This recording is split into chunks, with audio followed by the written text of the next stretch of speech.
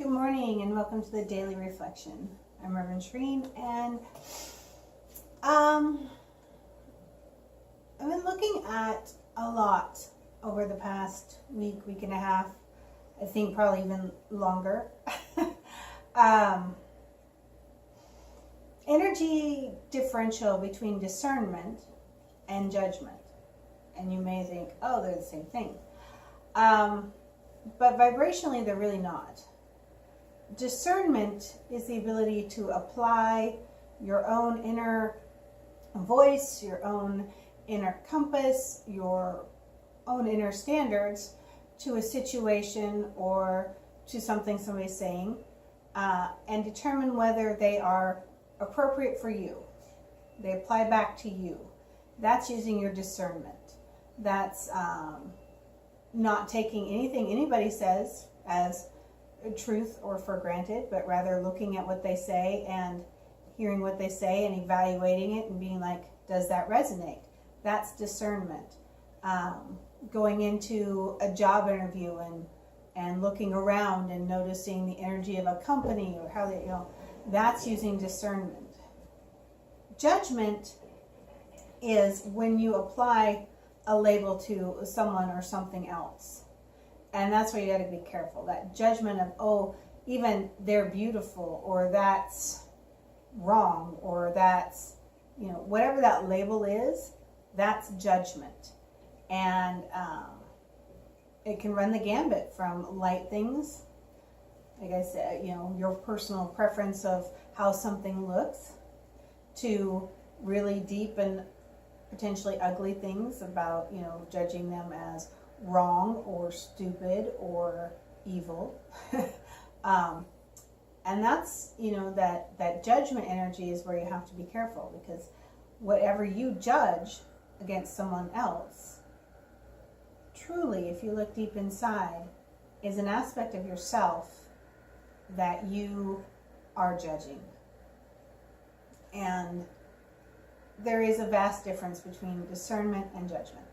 So just wanted you to be able to look at that for yourself today and notice where you use your discernment and notice where you go into judgment. And just notice for yourself. And then you can notice what you want to do with it. Today we're going to be using the Healing with the Fairies Oracle cards.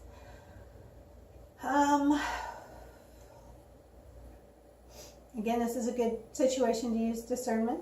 For some people, fairies are just an image, cute, fun vibration that you can play with. For others, they are earth elementals that are available to help you and do things. And how you use them or how you communicate with them is completely up to you. And you are not wrong, because it's how it works for you. Kind of like oracle cards in general. I use them not to tell the future. I've never used them to tell the future. I don't think it's possible to tell the future, because we all have free will. And anything anybody tells you, you can go out and change. It's kind of like flipping a coin and getting heads and being like, well, I don't like that. So you flip again and get tails. And so I do sometimes use them to clarify an energy if something comes up. Like, sometimes you flip a coin, you think you don't know what you want to do until one of the situations presents itself as do that, and you're like, no, I don't want to. And so I use them for myself to clarify energies, to clarify a situation, to give me something to contemplate on within, and to use my discernment on how I want to go forth. And that's what I actually try to offer here in the Daily Reflection, is a point for you to have something to contemplate on and to apply to your life in your own unique situation. So anyway, just a little bit about today. Just set the energy with a prayer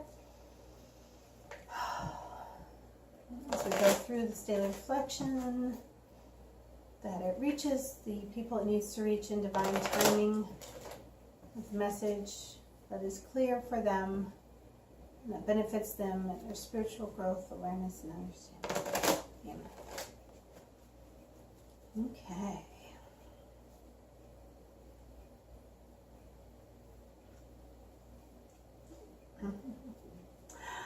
problem resolved.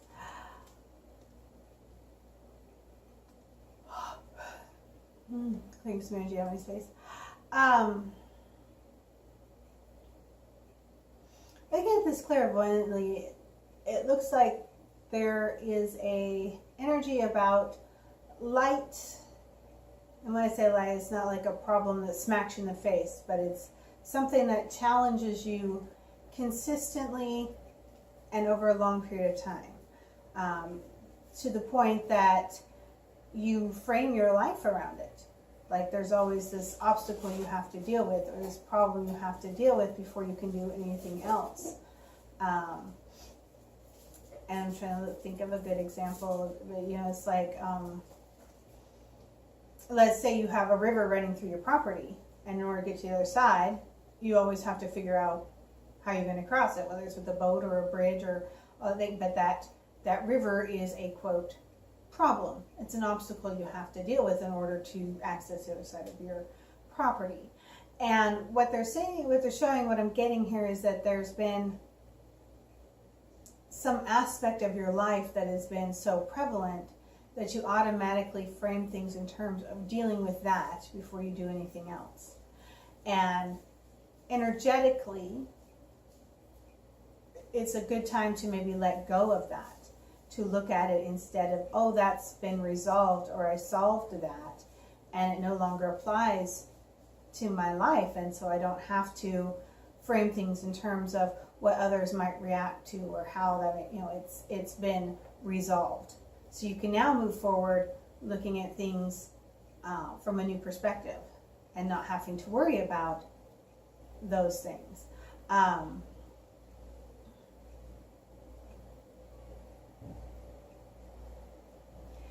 For some, it may be as simple as a scheduling challenge. You know, if you have previously had kids that had to go to daycare or go to school, and you had to structure things around that, and maybe they're now older, or you have a different way of handling it, but you may automatically apply that first.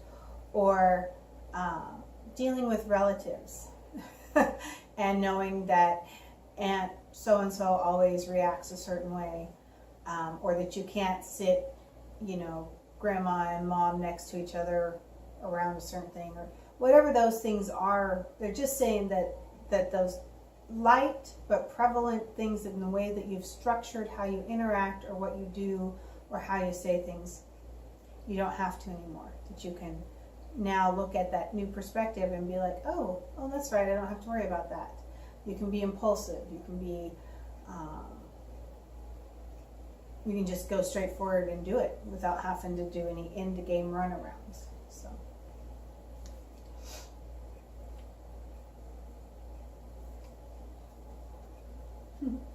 And breaking free, you know, because you no longer have this old structure of how you have to deal with things.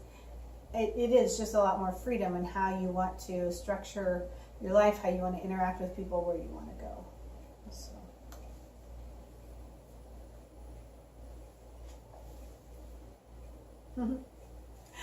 Happily ever after.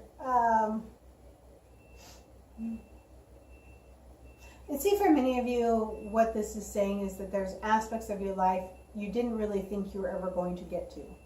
And here they are, the opportunities are presenting themselves, and it's really, are you going to take it? Are you going to go after that happily ever after? Are you going to do that thing?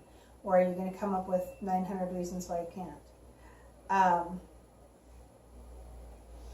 And are you going to be able to view that thing both in the enthusiasm of the dream in which you created it and in the reality of what it is, and be able to experience and enjoy it with all of the things you didn't know that were going to come with it. So when you look at happily ever after, it is a choice of whether you're going to reach out and grab that and go after that happiness and go after the things that you've been wanting for yourself. And can you do it from a grounded perspective of nothing's, quote, perfect, and nothing can actually bring you happiness. That's something you have to create inside first. And so situational happiness is the illusion, but that doesn't mean that the things that you've been wanting to do don't bring you enjoyment and aren't the things that create a happily ever after for you. So looking at both sides of that energy a little. That is the daily reflection for today. Long-standing problems that you've structured your life around have been released and resolved, and you are free to make new choices and new decisions, and to use your discernment on what's right for you, and to decide if you're going to go after those things that you've always had in the fantasy realm of happily ever after. Are you going to bring them in right now? Can you go after and grasp them? Can you bring them in for yourself? And can you view them and enjoy them from a grounded reality perspective of nothing's perfect, but they're still a heck of a lot of fun. So take care. We'll see you for Places of Opposites tomorrow, and I hope you have a blessed day.